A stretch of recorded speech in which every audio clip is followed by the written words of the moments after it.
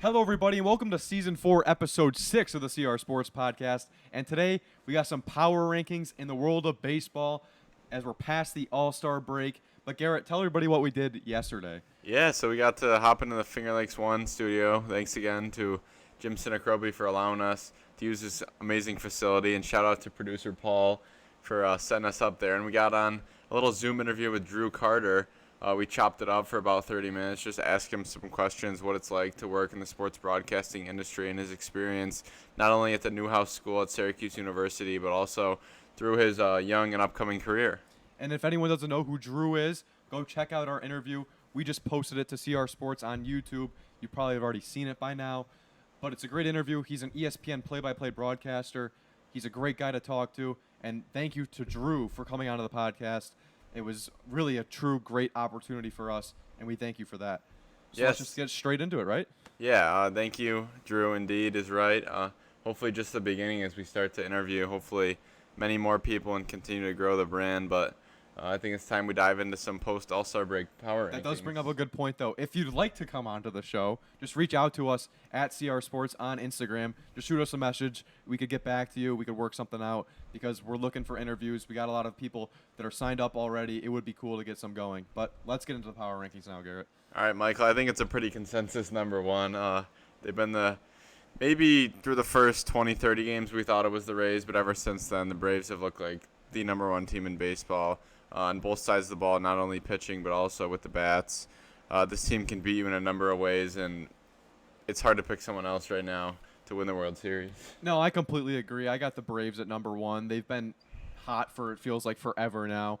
And they're the consensus number one overall team in baseball. And I think it's going to stay that way unless something dramatic really happens. Yeah, moving right into the 2 spot. The hottest team in the league right now. The Baltimore Orioles are going to be your number 2 team as they have finally passed the Tampa Bay Rays, and somebody else will take over the number 1 spot in the AL East for the first time this year. The Orioles winning the first of a 4-game set in Tampa Bay today, and they'll take a game lead up on the Rays, who have played 4 more games than them as well. So a little game discrepancy there, but the Orioles well deserve that number 2 spot, and we'll see what they do with the trade deadline. Maybe they spend for the first time in what feels like forever. And I'm with you on this one, Garrett, as it pains me to do against an AL East rival. But the Baltimore Orioles, whether you like them or you don't, right now they're the second best team in baseball, and they're the best team in the American League. They just overtook the Tampa Bay Rays for the AL East division lead, and they're playing good baseball. Their young kids are getting hot. Again, Gunnar Henderson's been unbelievable, and just they kind of have a grit to them. They're a team that's been doubted for years and years now. It's been forever since the Orioles have been in playoff contention, let alone at the top of the division in the AL East. And good for the Orioles, but let's just move into their third team. And I got the Los Angeles Dodgers. They've gotten hot as recently before the All-Star break. And the Diamondbacks, a team that really were super hot to start off the season, the first 65 games specifically, but they've cooled off a little bit. But I got the Dodgers at 3. A lot of firepower, a lot of star power. You got Freddie Freeman, who's having another excellent season. Same with Mookie Betts. Yeah, some more disrespect you paid to my team, just trying to skip over them at the 2 spot and just moving right past them. Not true. I'm just looking at the top 15. I don't see the Yankees, so I think maybe for all your rants we can go on. We can talk about a team who's actually relevant in today's MLB, a team that's actually in the playoffs. But I also have the Dodgers in the number 3 spot. They just took 2 out of 3 from the Orioles in what was a very competitive series. They do have a little bit of a worse record, but they're starting to get hot at the right time. They did overtake the Diamondbacks. The Diamondbacks and Giants are both just 2.5 games back in that division, so certainly a division race to keep your eye on if you're an MLB fan in the NL West. But the Dodgers have earned the 3 spot. Julio Urias has got to get it going. They're looking to get Walker Buehler back, hopefully just like a month or so out before the playoffs, but there's still a lot of talent on this team. Yeah, I agree. I think the Dodgers are a team that you got to be worried to face in the playoffs if you're any other team in the National League or even in the American League if you reach them in the World Series, because that's definitely a possibility, and it's on the table for them this year. A team kind of like the Orioles, in a sense, who have built from the farm system, but have also made free agent acquisitions to really go out there and put themselves in at the top of their division and at like the top of baseball and put themselves in the conversation for making a run in the postseason. It's the Texas Rangers, and I got them at number 4. And I think the Rangers, you got to like what they're doing. They're a really good offensive team in baseball, and especially in a year when batting average is down, just score. It's harder and harder to score. Pitchers are getting better and better. I think that the Texas Rangers possess a firepower that some teams don't, like my New York Yankees, and it's pitiful to watch day after day. So when you see a team that consistently puts up a lot of runs, it's impressive. And I got the Rangers at 4. All right, I got two things for you before I say my number 4 team. I'd argue that the offense has gotten a lot better this year with the new rule changes, more stolen Batting average is bases, way down. bigger bags, but just more run production. And two, you just did not have to mention the Yankees. It's just you can go an episode without throwing them in there. You could have picked any other team. Let's just try to stay away from the homer pick. Yeah, could have done that. But 4 and 5 were sort of. I was going back and forth, but then I realized the Rangers just swept the Rays, so I put the Rangers ahead of them.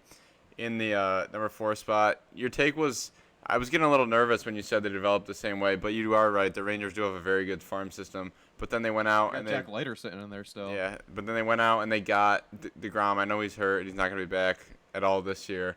Hopefully by the end of next year. But they went out and they got Semien and Seager, where they're really two big guys that they signed as well. So they're doing a little bit of both. Sort of the approach that I want to see the Orioles take down the stretch and buy some guys. But number 6, I got the defending champs, the Houston Astros. Number 5. I had the Rays. That's what I said.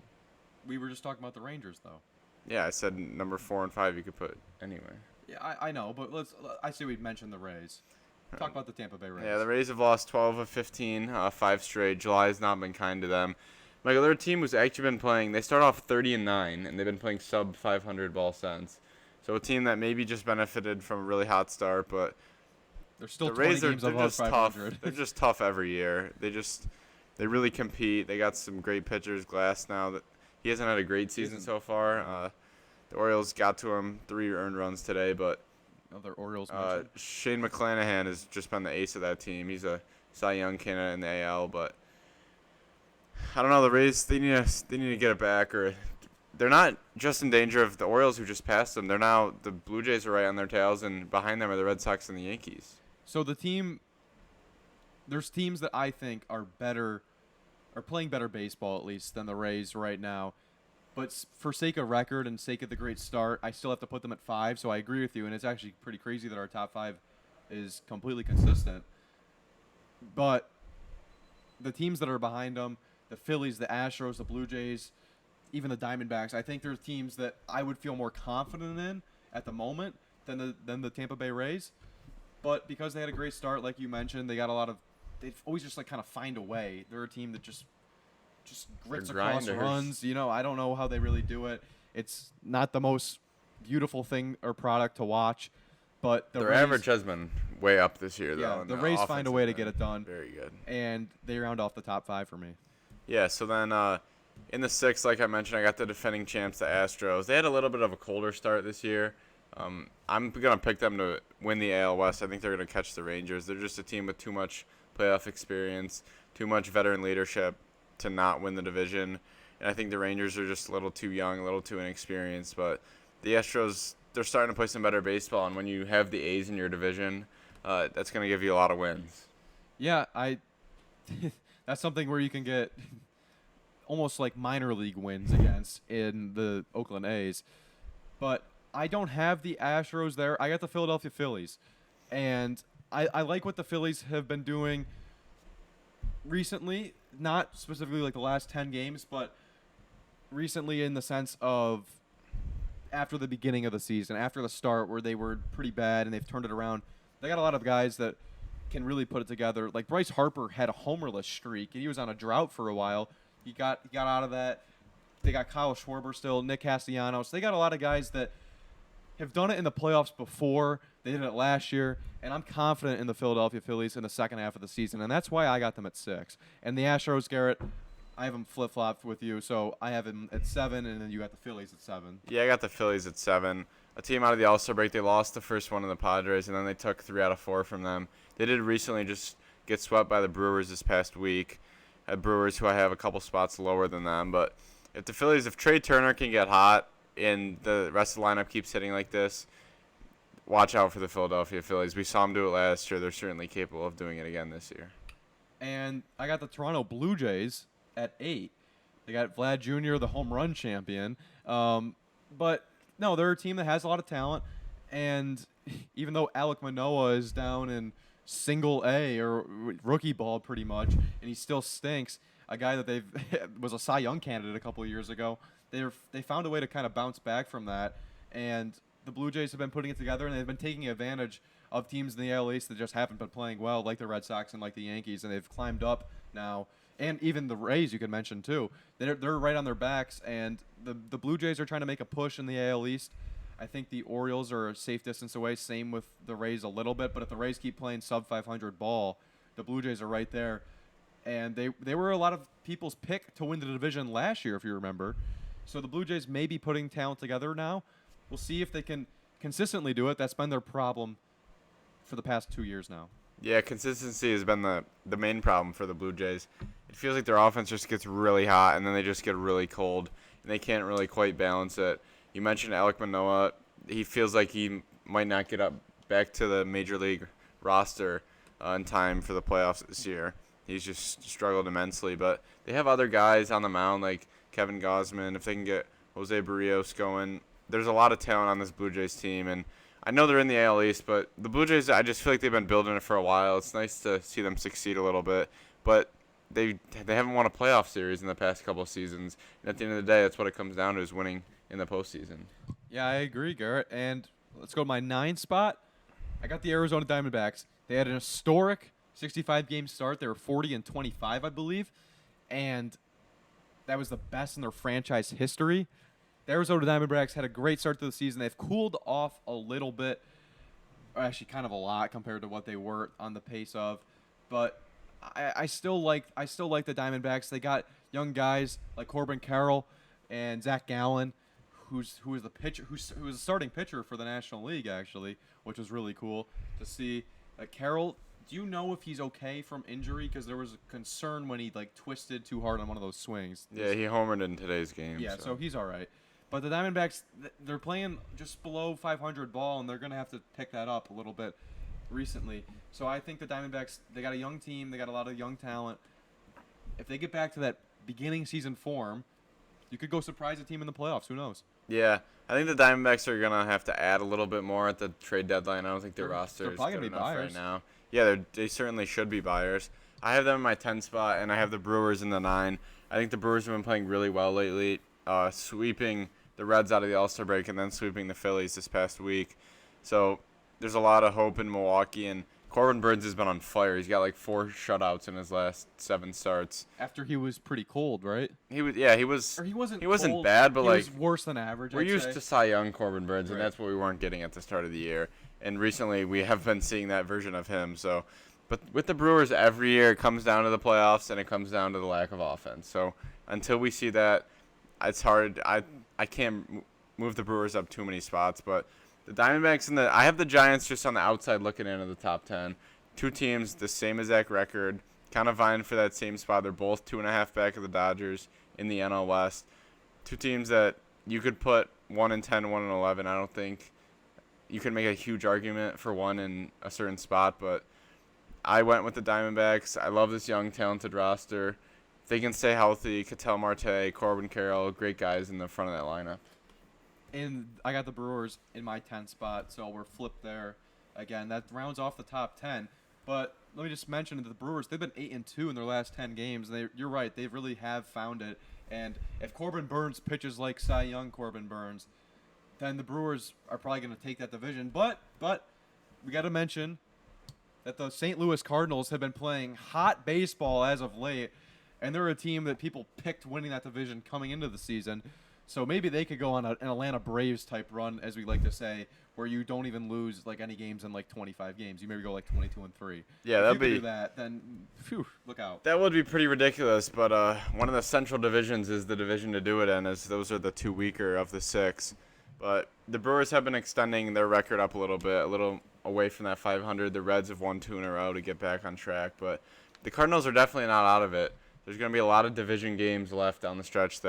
That's a division where those games are going to matter because everyone is just – even the Pirates and Cubs, I know they don't have great records, but they're right around the Cardinals as well, so anyone can make a run. So, Garrett, now tell us the teams that are on the outside looking into the top 10, just maybe didn't make the cut. You had a tough decision with. I know you mentioned the Giants. They have the same exact record as the Diamondbacks, so where's the decision in putting the Giants on the outside of the top 10?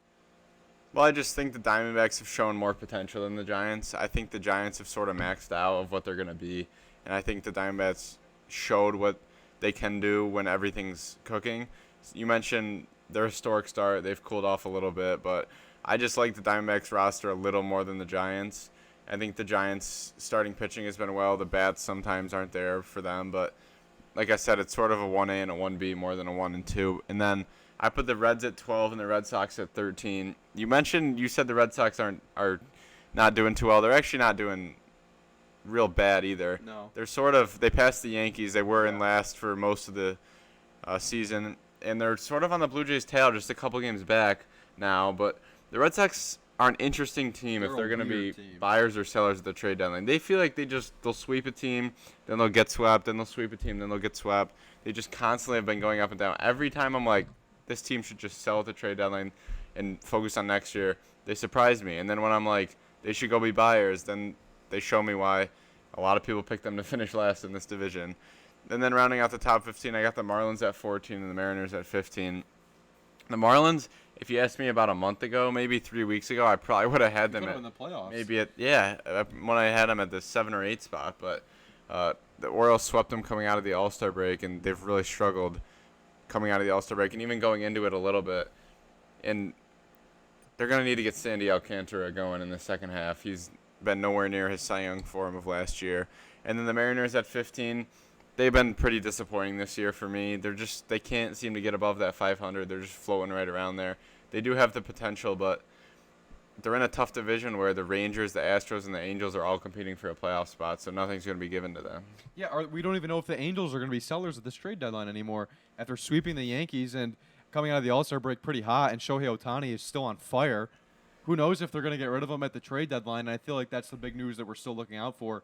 But after what they've done after the trade deadline, we'll see. There's still around a month away, or it's more like 2 weeks. August 1st. Right. Yeah. Oh yeah, true.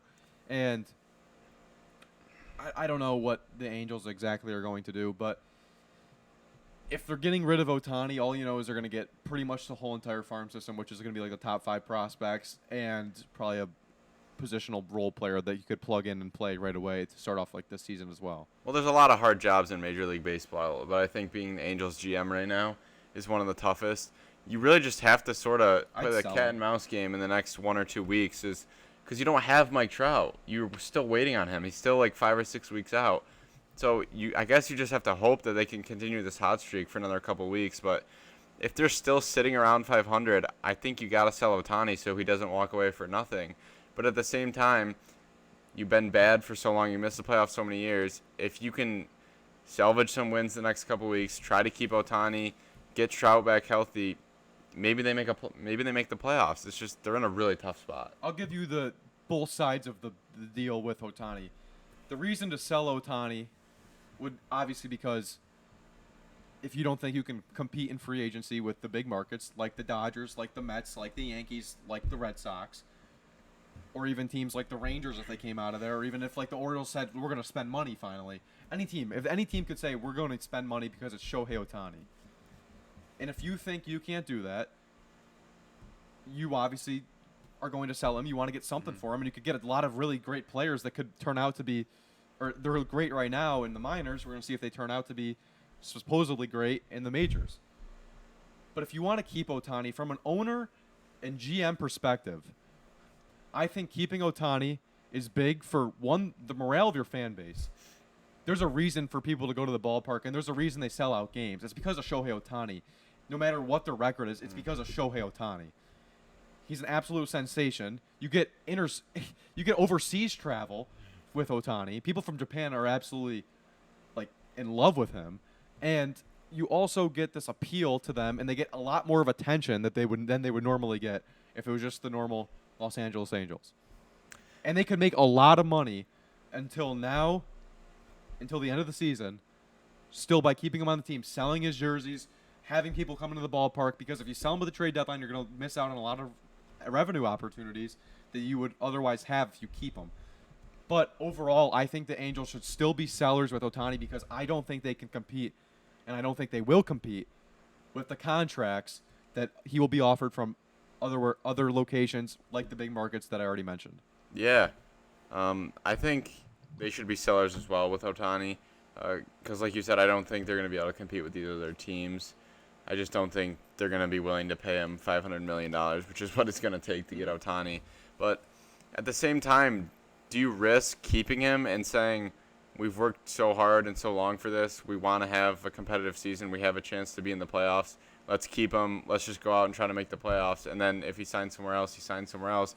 Those are the decisions you have to make. Here's the thing, Garrett. It's baseball. They have the two of the best players in all of baseball, and they have been below 500. Meanwhile, if you get a handful of guys, you get 6 players that could turn out. In the future, you could be making playoff runs consistently because of those players. Now, Otani's going to be probably better than all of them unless something amazing happens or a miracle happens. But for the Angels, I think it really sets you up for the future. And this is a move that is almost necessary to make if you want to be in that conversation every year and you don't want to have disappointing seasons. You can't be based off 2 players only or 1 player only in Major League Baseball. It creates a problem. If you're too reliant on 1 player or 2 players, you can't have that. You got to have 7 other guys. You got to have 5 other guys that are going to contribute, and you got to have a deep lineup. And I think that's what they're going to get if they sell Ohtani. And I think it's a wise move to make. And obviously, the team that's going to be trading for him or buying for him, they're going to be super happy as well. Why? Because they're getting the best player in baseball. They're getting Shohei Ohtani. Yeah, I think the Angels sort of missed their window with Trout and Ohtani, and I think they can try to extend that window if they want to, but I think the logical move is to move off Ohtani, eventually move off of Trout in the next couple of years, and just sort of start a rebuild. I know that's not what Angel fans want to hear, but I think the ceiling of this team is like a wild card round berth, and maybe they get to the ALDS, but I don't see this team as an ALCS type of team. I agree. I think it's like what I just said. You just got to get the future in place and then put them in the minors, and it may take a few years. It may take a few years, but you will get there. And I think if you get 5 or 6 guys, not all of them are going to miss. You're going to hit on at least a couple of them. And if you do that, you're set up for the future, and then your fan base will be rallying around winning seasons instead of just one superstar player, even though that one superstar player is more compelling than probably a team that it may be in like contention for the playoffs. Yeah, it's sometimes it's just really hard to convince yourselves when you have the most talented player we've ever seen in the history of the sport on your team to just be like, all right, we can move off of him because we're going to build for the future. That's something that they want to cherish, but if we're looking at the future stock of the Angels, I think they need quantity over quality because right now they have 2 very quality players, but the quantity is not there because for whatever reason, the Angels just can't seem to build a playoff roster. Well, this is definitely what we're going to be watching going into the trade deadline come August. Thanks for tuning in, everybody. If you didn't listen yet, go listen to our interview with Drew Carter. And Garrett, any closing words? No, Michael. It's been another solid episode. Diving into the second half of the MLB season, about 60 games to go or so, and make sure to check out that interview. A lot more to come. Yeah, go check out what we post on Instagram, too. We're going to just clip out things from that as well with that interview with Drew Carter. There's already one that's out there. Maybe we could get him in the booth for a Victor lacrosse game or any Victor sporting event. It'd be pretty great. But thanks to Drew, and thanks for Finger Lakes One for setting that up. And we'll see you next time, everybody. Thanks for tuning in today.